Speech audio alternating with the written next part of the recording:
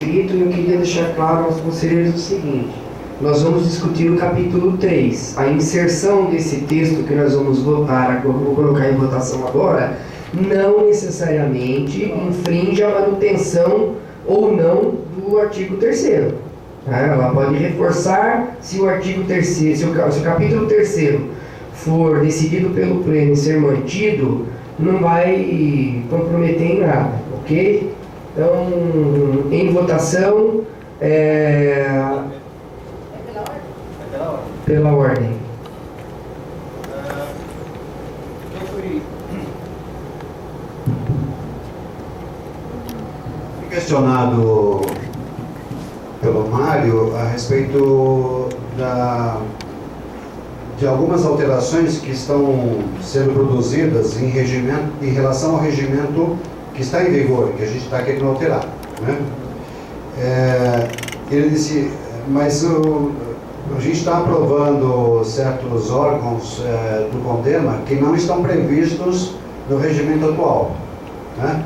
Mas é isso mesmo, porque o que eu queria que o senhor explicasse, presidente, que aquilo que não foi objeto de destaque está presumivelmente até o momento aprovado. Inclusive, isso já foi dito anteriormente aqui na abertura da reunião, né? Então, a gente entende que os conselheiros devem ter feito a sua leitura antes de vir para essa reunião, que seria o mínimo de obrigação dos conselheiros. No entanto, produzimos impresso para cada um do último texto, e eu estou abrindo essa reunião que hoje era para uma votação final, ainda para a gente dar o tempo, levando em consideração que as pessoas podem ter tido dificuldades aí, a gente ainda democratiza o processo. Mas é isso mesmo. Então, em votação, a inclusão do parágrafo único. Favoráveis, por favor, manifestem-se.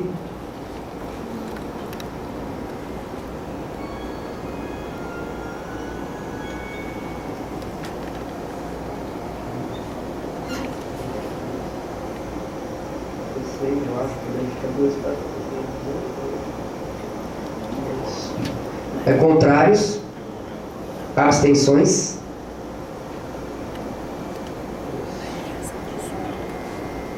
Aprovado.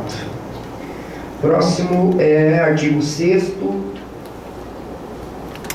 inciso 8º. Deliberar sobre... Tá, isso? Tá, 8º, isso.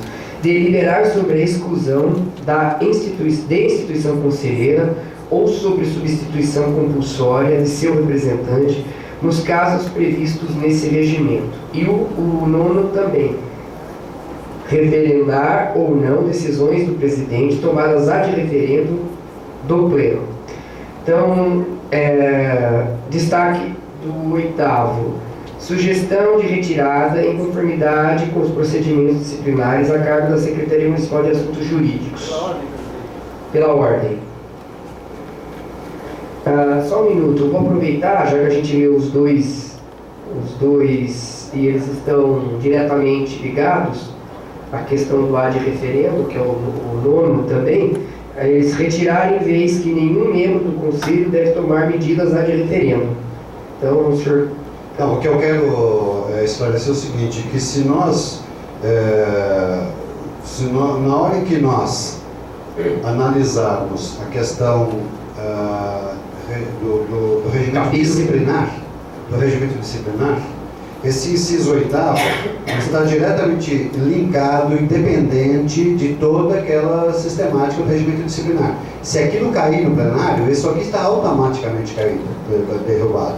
Então não é conveniente analisar agora esse inciso 8º, porque a existência, a permanência dele aqui está na dependência direta da aprovação do regimento disciplinar. É uma questão de ordem, o doutor André, que está coordenando aí mais juridicamente com conselheiros. Vamos deixar para debater esse item e fica atrelado também à discussão do capítulo 3º, certo? O doutor Giovanni tem razão. Realmente esse inciso, ele se vincula totalmente a um capítulo específico, que é o processo disciplinar. E é justamente o capítulo que nós estamos sugerindo a retirada de quase a sua totalidade, com exceção do artigo 24, que nós alocamos lá como parágrafo único do artigo 4º. E, em contrapartida, nós inserimos também um inciso específico, não nesse artigo 6º, em outro mais para frente, que fala assim da expulsão do conselheiro, da retirada do conselheiro, por atos de infrações disciplinares. Só que a cargo do DPDI com a pena de advertência e outras específicas. Então, a gente acha importante que haja, sim, esse processo disciplinar. É importante que os conselheiros não tenham só direitos e tenham responsabilidades. Só que aí foram essas três grandes alterações que nós propusemos. Retirada do capítulo, retirada desse inciso e a inserção do conselheiro ser, sim, retirado do condema, mas mediante um processo administrativo disciplinar, a cargo do Departamento da Secretaria de Assuntos Jurídicos e com as penas cabíveis no Estatuto do Servidor. Então, doutora Kelly, só para me ajudar, quais são as penas mesmo? Advertência, suspensão, tem todo um... Pode ser trazida no momento da discussão do capítulo 3 da defesa, acho que é mais adequado, né, doutora? Obrigado. Então, nós vamos deixar esse item para finalizar ele na discussão do capítulo 3º. O 9º, referendar ou não decisões do presidente tomadas ad referendo do Pleno. Eu me inscrevi, tem mais alguém que quer se inscrever? Giovanni, por favor.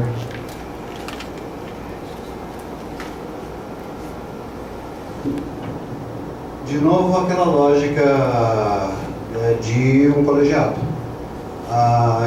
Em qualquer associação do Brasil, qualquer fundação do Brasil, em qualquer colegiado, sempre acontecem situações que são imprevisíveis, não dá para estabelecer prever todas as situações passíveis de ocorrência ao longo do tempo.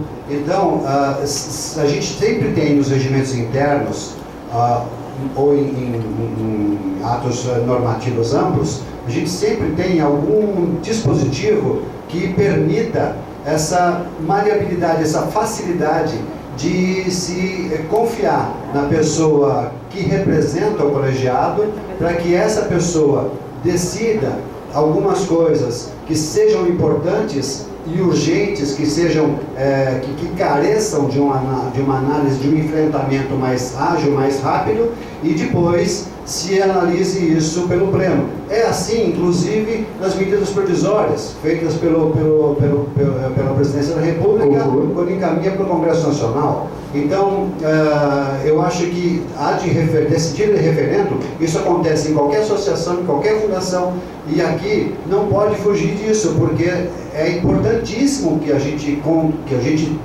delegue ao presidente essa tarefa de decidir de referendo, até porque isso vem sendo feito corriqueiramente desde muito tempo por todos os colegiados, inclusive por esse colegiado aqui, quando é de interesse da administração. Obrigado. Mais algum inscrito? Eu estou inscrito.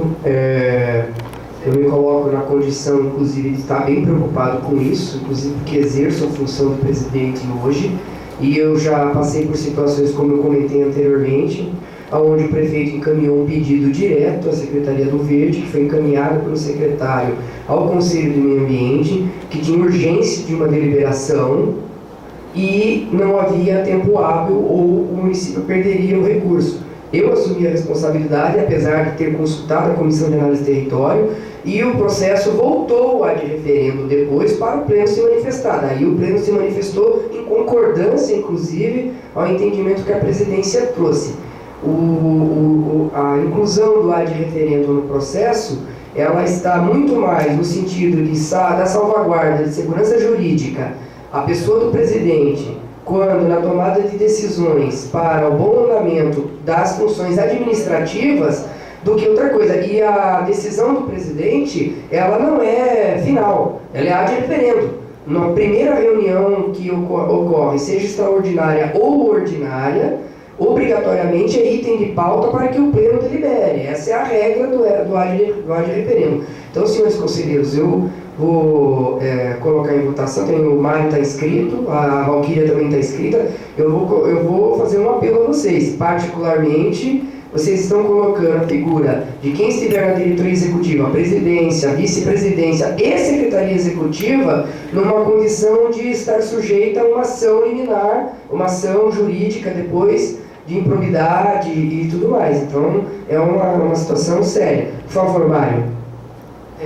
Não, queria esclarecer o que está sendo decidido. Porque aqui diz, dá a entender o seguinte: o presidente toma decisões ad referendum do pleno. E esse item tiraria do pleno a faculdade de referendar. Não, o que está arriscado aqui é isso.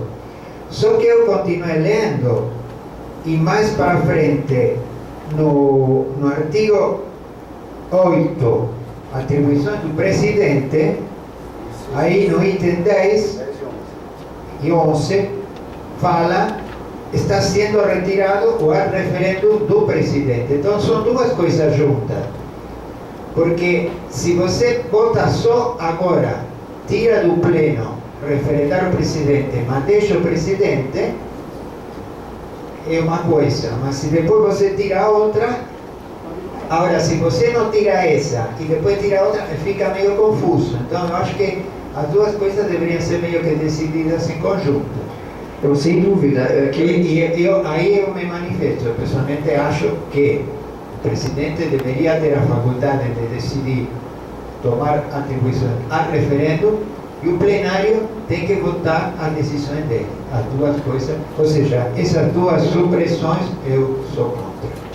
Esse item fala exatamente das funções do pleno, atribuições do plenário. Então ele fala que o plenário pode ou não anuir a decisão do presidente numa tomada de decisão de referendo que ele teve.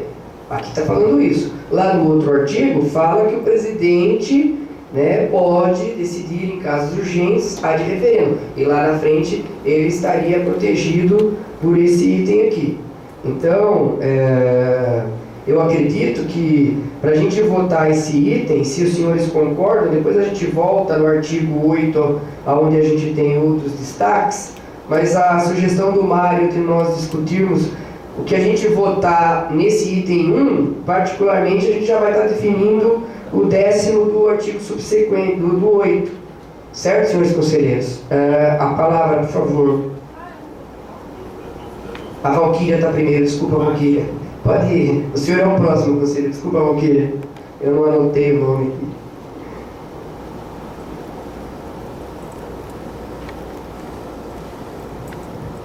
Então, em outros conselhos, a gente também tem a figura do presidente. E nos conselhos que são mais elaborados, mais avançados, nós percebemos que o presidente ele não tem o ad referendo. Ele deve sempre consultar o pleno antes de tomar uma decisão.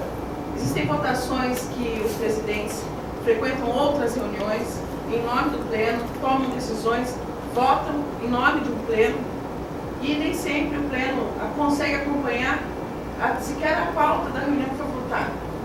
E em outros conselhos nós tivemos problemas com as ações ad referendo, como foi a discussão das OS dentro da Secretaria, dentro do Conselho de Saúde.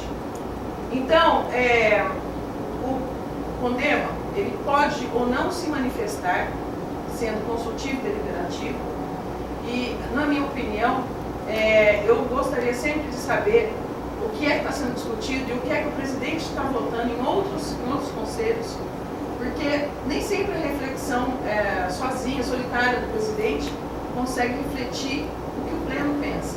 E a responsabilidade disso recai sobre todos do pleno. Quando eu falo em nome do CONDEMA em qualquer outro conselho, eu falo em nome de um monte de gente que talvez pense diferente de mim. Então, quando o conselho ele é chamado às pressas, ele tem a opção de não se manifestar para preservar também a condição do pleno, a fala do pleno. Na minha opinião, o pleno é sempre soberano e o presidente é um condutor, com algumas prerrogativas para organizar o debate. Mas eu prefiro que eu saiba sempre o que o presidente está falando. Obrigado, Valquíria. O